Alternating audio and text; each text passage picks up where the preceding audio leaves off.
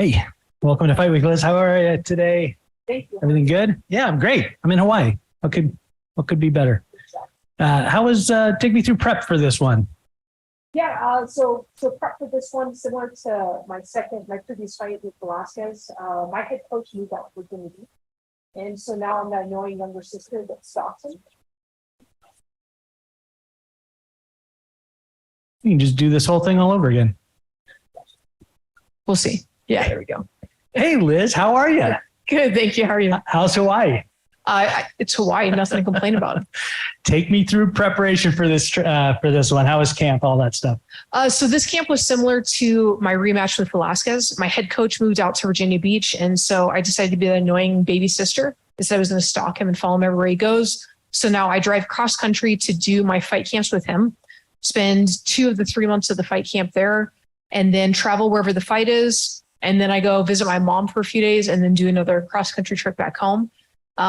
So that being said, it's a lot in the sense that taking out so many days to go do that cross country drive twice, you're guaranteed to do it. I'm away from my family, from my wife, from my son, but because of that, I'm able to focus 100% only on the fight. There's no like, okay, I have to pick myself up for school. I have to figure out how to do this. All I do is just give all my energy, all my time, all my focus to fighting. And I feel like that paid off in the Velasquez fight. And so I know it's going to pay off in this one because I can just focus on being my best version. How many days does it take to do that? I mean, or how many days does it take you to do it, or do you allow for it, I guess? I give myself about a week. So far, it's only been 4 days. I stop. I train at the hotel gyms in the morning for about an hour. And then I stop along the way and train for a few more hours. And then again in the evening. So it's kind of nomadic, right? I mean, is there something that's therapeutic about that? And I guess also, I mean, dashboard time is what I call it. Like you're stuck in the car for that long. I mean, where do you get sort of your mental therapy and find benefits from that compared to, so many times I'm assuming that you didn't do anything like that? Yeah, it's something my wife and I have talked about for years, just, guilt on both of our sides that I can't give the attention to them that I need. She doesn't want to take from my fight camp and understands when I'm there. It's just natural for her to lean on me. But we didn't have a place to go. I have a head coach and I've really entrusted the success of all my wins in Bellator to being with him full time. So the last thing I want to do is leave that and take away from that. But this allowed me to do that. And I think any parent can attest to drive time isn't usually fun. You're listening to kid music, or you have to censor out the music that you're listening to, or they want to listen to some kid podcast. So your radio time, your car time is no longer yours. Or it's questions like, when are we going to be there? I need to go potty. So I get 4 days of my time. It's great. Your time, your music. So what is your music when you're doing 4 days in the car? It was actually a lot of audiobooks. I'll listen to podcasts and audiobooks. I think I went through a book about every 2 days. Wow. Yeah. That's awesome. Talk about this rematch. I mean, you've got to win over her already. Where do you figure she's looking back on the first one and saying, all right, this is what my downfall was. And what do you think maybe she's going to have tried to improve on from the first one? I think her best representation of herself is when she faced me the first time. And in that fight, she wasn't able to do what she needed to. I think that she wants to come out stronger than she did and hope to pressure me and keep the foot on the gas, especially because I don't think she has a gas tank for 5 rounds. So in her mind, I'm sure if she can come out early, she can come out fast, she can come out strong, she can hopefully go for a finish. But I prepare for that. I prepare to go 10 rounds, you name it. So there's not a circumstance I see where she's able to done enough growth in our previous fight to prepare for this one. When she was in here earlier, she's a trip, right? She called herself batshit crazy. So is there something about when you're fighting somebody that's, she's not a loose, I don't know. Is she a loose cannon? She's fun. She has fun. She called herself weird, batshit crazy. That's probably different than some of your recent past opponents. So is there a way that you keep from having to focus on things like that and make sure that kind of goofiness or playfulness on her part doesn't get in your head and screw up what you're trying to accomplish? Yeah, the personality of the person I'm facing really doesn't play into the factors of what I'm doing. I'm focused on what I need to implement, what I need to do, whether they're aggressive, whether they're silent, they're goofy, they're crazy. I face it all different throughout my career. And if anything, people want to get in my face just makes it worse for them. People that cause more drama, stir things up. even if that's crazy and it's goofy, the more that they bring more attention to themselves, the more that it makes me want to pull out every trigger that I have. Let's talk about the kind of the landscape in your division. You fight Friday, your pal fights Saturday. Okay. She talked to us about it yesterday. What she wants, and I'm sure you two have talked about it. She wants you to win Friday night. She'll win Saturday night. She's going to call for the title fight. She wants to come back here and do it here. She would love to win the title and retire. Right. So all these different things. How do you kind of keep focused on, man, if that happens, that's great. That's fun. But I got to do this first one first, and you got to do your first one first.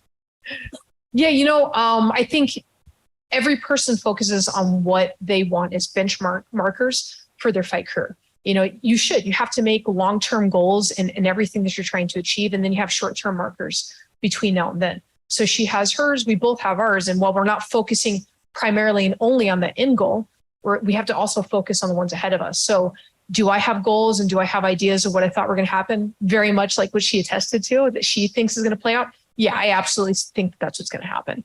But Friday night's going to happen first before we can get to Saturday. She's got to finish Saturday goal before we can continue on. And I'll be in attendance on Saturday. So I anticipate that's what's going to happen. If everything goes as planned, as you both are planning, have you guys talked in the past, even just casually, about, all right, if this comes to fruition, like we say it's going to, we're going to cut off communication with each other for 8 weeks before the fight or whatever the case may be, and stop being pals and being friendly with each other just until the moment that fight's over? Or do you have any kind of game plan about how you guys will go about it?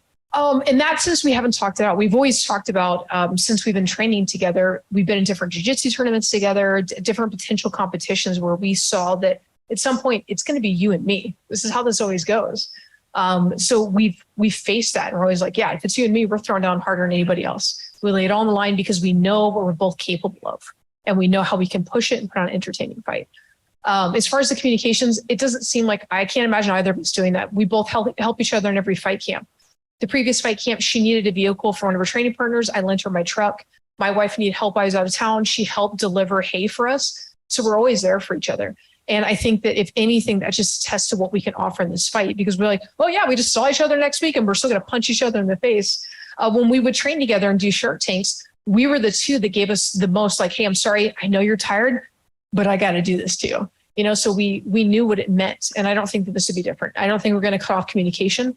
I think we'll still be able to be friendly and then still be able to put it on as hard as we can together. But you're probably not going to call her 3 weeks before the fight and say, yeah, man, my practice was rough today. I kind of tweaked my knee a little bit. I mean, right? we still communicate even on that. Like, oh yeah, this is bothering me. I'm like, yeah, this too. Oh, I'm at this point in my weight cut. We still share that, knowing full well, we both see that this is the storyline that Bellator's wanted. We're not shying away from that. It's not something that we've ever shied away from ourselves. And we know that. So I don't think this is going to be any different. We're still going to be friends, and we're not going to be like, hey, by the way, I tweaked my back, and we're not going to lay it out and be like, you should definitely go for this. If you go for this submission, I'll be done in the fight. But we're not going to lie to each other and deny, like, oh man, this weight cut sucks. For you too? Oh yeah. Like, that's who we are, and that's what we communicate. And we've been doing it this past fight camp. When we arrived, we're like, oh, which weight? Like, oh man, this sucked. I've had to do this and this. We're still sharing those things, knowing that in the end, we're competitors. We're friends, but we're both have goals for this belt in the same weight class, in the same organization. So at the end of the day, we are still opponents. Beautiful. Appreciate it. Thank you.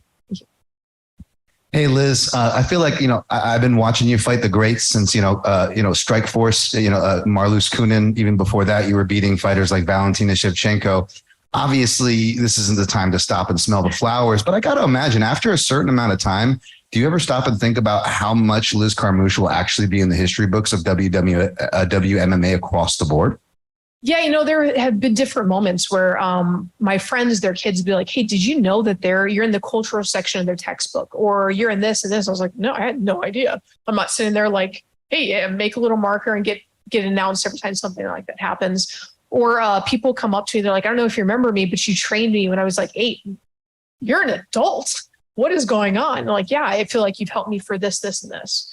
So to see myself, there are moments where I step back, especially like, in all honesty, when I was trying to explain it to my son, like my wife is explaining why I train as many hours as I do and why I'm gone first thing in the morning and I'm back late at night, and him trying to figure it out. And he's like, yeah, but really, who is she? And then so we like laid it out for him. He's like, well, what are you going to get a real job? I'm like, this is my real job has provided everything we have here. What do you mean my real job? Like a computer job? That's not going to happen, dude. I don't believe in those jobs. So when I sat down and I was explaining everything to him and kind of telling him the evolution of where I've come to, it had that moment where like, holy crap, I've actually done a lot in this sport and I want to keep doing more. You know, my fight name is the Gorilla, but in some aspects, when I sit down, I look at it, it feels like it should be the history maker. Because whenever somebody wants someone to step up to the plate that they know is going to show up and isn't afraid to take that moment, they always call me. I'm that person to headline in venues that's never been open before, that person to be willing to take the risk and being the first one in the UFC and being the first openly out female fighter. There's always these markers where I'm like, yeah, I don't mind taking the heat. And if that comes with sacrificing and losing opportunities, I'll do that. And I want to keep doing that. I still have dreams to keep doing that. Awesome. Well, staying big picture, mixed martial arts is still relatively new, but you could argue that maybe we have a little bit more of a sample size to work with on the men's side as far as age and mileage and when that looks to, on average drop off. But on the female side, there's still a lot of history to be written, despite, like we just said, fighters like yourself plugging away for so long. So with that in mind, not getting too focused on age or miles, because you sound sharper, you look physically just as good. And your skills only seem to be improving for those of us following your career. So let me just ask, how are you feeling? Because it only looks like you're still getting better after all this time. But how do you feel? Yeah, I feel good. I feel like I've always been a late bloomer in my life. And I joined the military late. I graduated high school later. I got college later. Everything I've done, I came out significantly later than everybody else. I started MMA career later than everybody else. I'm just a late bloomer in all aspects of my life. And I feel like that's the same to be said of MMA. I started into this so much later than everybody else, and I needed time to catch up to that. I didn't have an amateur career to make mistakes and to kind of iron out things and figure it out. I had to do that in my MMA career. So my early fights, while they're successful, it was still ironing everything out. And now I feel like I've gone past that point and I know who I am, and I've done it in an organization that's helped benefit me to be able to do that. And then in all honesty, I feel like something that's really helped is a coaching staff that believes in evolution and is open-minded to bringing in any knowledge and information you can, looking at it and seeing how we can utilize it. And then also honestly doing stem cells. I go to the CPI Stem Cell Institute in Tijuana, and I feel like that's rejuvenated my body in ways that I can't possibly explain. Awesome. Well, we'll hope to continue to see through. Last one for me, more relevant to this matchup, obviously. Both of you, I believe, have skills that I both don't believe you ladies get enough credit for as far as skill set goes. But at the same time, we cannot deny that physicality is also a decent part of both of your games. I asked Deanna earlier, obviously she cites an injury in your first fight, but I asked her how you felt strength-wise before any of that happened. She was obviously complimentary to your strength and skills. So let me ask you the same question. How did Deanna feel as a fighter that, she likes to get physical too? She's pretty strong, but how does she feel toward you? The only part that's difficult in answering that is there was such a significant weight difference. She weighed in. Our fight was getting pulled. I had to really lobby to keep the fight. The commission wanted to step in and pull it because she was so far off of weight. And so I can't tell if the strength came from the significant weight difference or if that's how actually strong she is. I won't know until Friday night. Hey, Liz, Kay Williams for Can Chronicles Media. You're on the 5-fight winning streak. What are some of the things that you practice that remain for you to stay rooted and grounded so that you can continue to ascend in the sport of MMA? There's a few things. One, like I was talking about with the stem cells, is doing stem cells, doing recovery. I believe that in the early parts of my career, I think the battery died.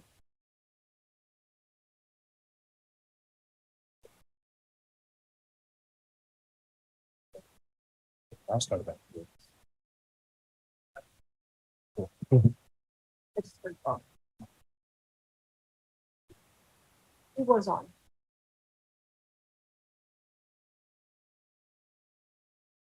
It's all good. It was quick too. You noticed it without him.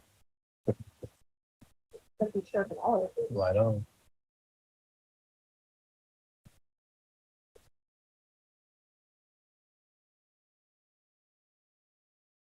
Thank you. I'll start the question back over. So a lot of the things that I attribute that to, for one, is the recovery, doing things like stem cell, doing things like making sure that I do the massage, I do mobility. These are all things that, being a young Marine fresh out of the Marine Corps and hard-headed, that I was like, I don't need to do any of these things. And then an injury came up, and another injury and another injury. Now, if I had just taken the time to get the proper rest, do the things that I needed to, and prioritize that this is a long-term goal and my body has to be healthy to do that. If you keep breaking it down, it can only go for so long. And so when I started to see my body as a machine and treat it like such, I got better results, right? So I prioritize that. I've always prioritized evolution and growth, and constantly wanting to learn new things and be open-minded in the sport. And that keeps me grounded to growth. Is I look to new people, they offer new things. And if they're faster than me, I'm always gunning for whoever's the best in the room, right? So, okay, they're better at takedowns, but they're not good at takedown defense. Well, cool, then I'm going to be better at takedowns than them. They're better at this. I always find that person. My goal is to be better at them than what they're doing. And also, you defeated Deanna Bennett roughly 3 years ago due to submission. Are you prepared for any surprises this time around in match 2? Absolutely. I always prepare for the idea that even if I study an opponent and I haven't seen a lot of growth in their fights, not a lot of evolution, they'll always come out and face me and be a completely different opponent. So do I hope that all the tape that I've studied, all the things we've been implementing is the right way? Yes, of course. But I'm also prepared for the idea that she could come out differently. She could come out just running straight ahead, just try and take me down to the ground and hold me down. She could try and stand and bang in the pocket. Who knows? But I'm prepared for all of it. Thank you for your time. Thanks, Liz. Thank you.